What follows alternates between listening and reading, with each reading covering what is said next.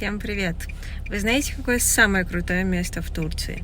Это Аниткабир, потому что у него рейтинг 4,9 на 119 тысяч отзывов. Обалдеть! А все почему? Потому что Ататюрк культовая фигура, и, в принципе, мне кажется, неважно, сильно ли вы интересуетесь историей Турции, если вы в Анкаре, обязательно нужно посетить его мавзолей. А что там интересного, расскажу чуть позднее. Учитывайте сразу момент, что с большими сумками и рюкзаками на территорию нельзя, но их можно оставить бесплатно на входе. Тебе выдадут такую бумажку, одну наклеить на рюкзак, поставить там в общую кучу, вторую выдадут тебе. Но вообще, мы вот тут припарковались рядом, буквально в 2 минутах ходьбы. Наверное, проще в машине оставить.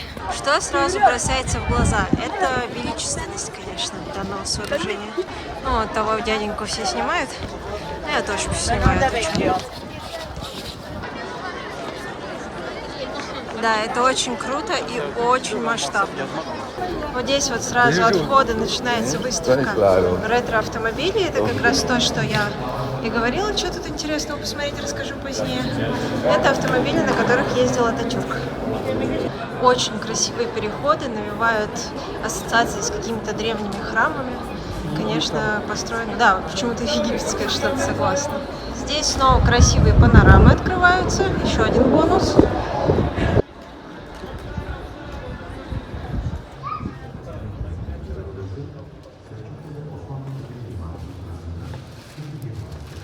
Вот еще одна деталь, которая навевает ассоциации с чем-то египетским и так далее. Посмотрите на этих львов. Вот эта вот аллея с ними. Тоже очень величественно выглядит. И снова ассоциации с великими правителями древности.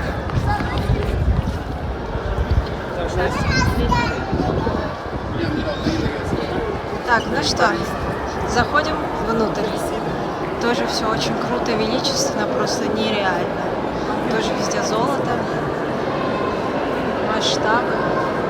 Слушайте, ну вот я могу сказать, что действительно построили очень достойную усыпальницу для своего любимого правителя, так что это действительно стоит увидеть. Ну что я могу сказать?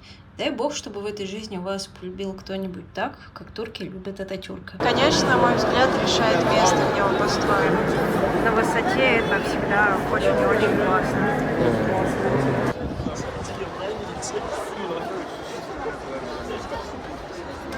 Все, мы очень быстренько пробежались и уже сейчас отсюда уходим. Конечно, лучше сюда в будни, когда поменьше народу. Учитывайте только, что работает до 16:30. Я уже, по-моему, говорила, но лучше еще расскажу. Вот, здесь еще бывает смена караула. Я думаю, что на это тоже очень интересно посмотреть. И здесь еще есть музей, куда мы сейчас не пошли из-за огромного количества народу.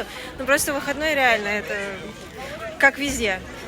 Никуда не прорвешься, потому что везде будут огромные очереди. Короче, я думаю, что когда мы приедем за визой или ее отсутствием, забирать паспорт, так что мы заодно сможем в будни сюда сходить. И у нас опять проблемы с GPS. Мало снова показывают, что он якобы находится в аэропорту. Я не знаю почему, но вот именно вот здесь, вот на этом месте, второй раз такая ерунда. И, как видите, сегодня грозы нет. Соответственно, как мне кажется, проблема не в этом. Сегодня тут какая-то классная движуля. Вот, с участием Traffic Police. Сейчас посмотрим, что тут есть. Ну, что-то классное. Что-то общественно полезное. Очень люблю такие мероприятия. Ой, смотрите, что тут. Тут мотиватор пристегивать ремни, мне кажется. С ума сойти. Все, меня МАФ тоже в список внес. Мне теперь не отвертеться. Там, видите, записывают за столом. Так, все, ребятки, я тоже иду на пассажирское сиденье. Несмотря на то, что я преимущественно излучаю позитивчик на этом видео, признаюсь, что ощущения на самом деле ниже среднего по приятности. И это еще все достаточно медленно, а если представить, что все это происходит на большой скорости, короче, ребят, действительно неплохой мотиватор пристегивать ремни. Слушайте, какие ребята молодцы. Посмотрите, какую шикарную они тут выставку сделали. Так, здесь стреляют. Тоже круто. Сделать несколько кусочков. В смысле? Ну, разрезать автомобиль. Ага. Он определяет возраст, милый. Смотри, написано, что мне тридцатник. О, ну спасибо, 31 уже. А мне 33. Хорошо. Или 47. О, уже 34, все, 30. Меньше 30 он мне не дает. А ты ничего, молодо выглядишь. Слушайте, ну по части их машин и мотоциклов, это я давно уже на дороге любуюсь и говорю, что они просто огонь. У них очень красивые машины у полиции. Вот тут, кстати, еще светлая, а у них, знаете, есть... это просто у полиции такая черная машина с красной надписью. Очень. И опять же, молодцы, детей не пускают на этот аттракцион с переворачивающейся машиной, но у них есть свой, чтобы им тоже не было обидно. Боже, а вот и хорошие мальчики. Посмотрите, посмотрите. Ой, какие они классные. Ну что ж, ребят, после всей этой движухи резюмирую одно. Обязательно пристегивайте ремни безопасности и пользуйтесь презервативами. Второе не знаю к чему, но тоже важно. Ну все, мы покидаем Анкару. Мне, если честно, немножко жалко, потому что мне здесь очень нравится. Прям вот вообще. Хотела бы тут жить, наверное, все-таки. Несмотря на то, что печенька мне запретила. Но я думаю, что мы сюда в скором времени еще вернемся. Потому что, как минимум, хоть с визой, хоть без паспорта надо будет забрать из посольства. Они нам сказали, что в нашу деревню почтой они посылать это не будут. Вот. Не знаю, честно, какие ожидания.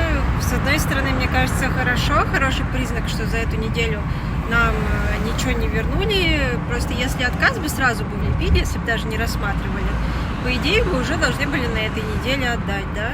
То есть из серии забирайте, валите. Ну, может быть, там просто у них очень много работы. Может быть, когда мы сюда приедем. Мак вообще сказал, что сейчас мы доедем до дома, и в понедельник придет сообщение, типа, приезжайте, забирайте свой паспорт. Ну, такое, конечно, может быть, да. Ну, ладно. В общем, по-моему, пока все неплохо. По крайней мере, мы здесь провели, я бы даже сказала, офигенный отпуск. Потому что я давно как-то, наверное, никуда так не выезжала, где можно просто классно потусить. Может быть, я реально, знаете, просто соскучилась по городу. По большому городу, где есть куда сходить, где есть куда выйти. Потому что все-таки жизнь в маленьком городке имеет свои преимущества, но также имеет и свои минусы. Там просто дичаешь, если кратко говорить. Единственное, что вот на мой взгляд в Анкаре совсем не клево, это климат. При том, что здесь как бы мне должно было нравиться, потому что здесь объективно прохладнее, чем на побережье. Это вот эти вот комфортные до 20, да, которые я люблю. А по факту, даже дело не в этом, что я там шмотки не взяла и так далее. А дело в том, что здесь очень часто дожди, и они какие-то лютые, понимаете? То есть если вот дождь, это не покапал просто. Вот сейчас у нас тоже капает, я боюсь, как бы сейчас не ливанул. Это прям какой-то жесткий ливень, который все смывает. И плюс то, что это находится в горах, да, высоко. Ну, не знаю, насколько высоко, но в горах. Постоянно, вот у меня даже когда ухо прошло, у меня постоянно туда-сюда вот эти вот скачки давления, ухо заложило, ухо отложило. У мамы тоже ухо закладывала или что-то там, что у тебя там звенело в нем? Жевать было. Жевать было больно. Ну, то есть, знаете, явно все-таки вот эти вот перепады высот, они как-то сказываются на самочувствии и здоровье. То есть, в целом я чувствовала себя хорошо, но в моментах вот эти вот вещи возникали. В долгосрочной перспективе, честно, не знаю как.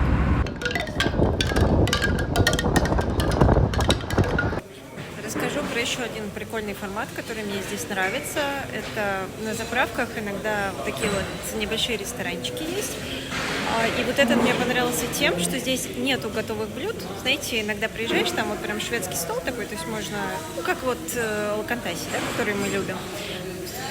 Заказал себе, сам положил сразу на кассу. А здесь тебе прям готовят на месте мясные блюда, вот там шашлык или что мы заказали, смешанное меню. Сейчас попробуем. Блин, по-моему, это классно, что можно просто приехать и поесть шашлыков вот буквально рядом по дороге. Ребята, это сыр. Смотрите, какой классный. Он волосатый. Никогда такого не видела. Обалдеть. А пока вы любуетесь прекрасными видами ночных гор в грозу на фоне, я расскажу, чем все-таки закончилась вся эта эпопея. Нет, мы не получили отказ в визе. Мы вообще ничего не получили, кроме статуса «Заявка находится на рассмотрении» уже более месяца. Вот уже неделя, как мы должны были улететь. Билеты и отель я, разумеется, отменила вовремя, так что денег мы на этом не потеряли, не считая пошлины за саму визу. Однако судьба паспорта мужа в посольстве остается неизвестной.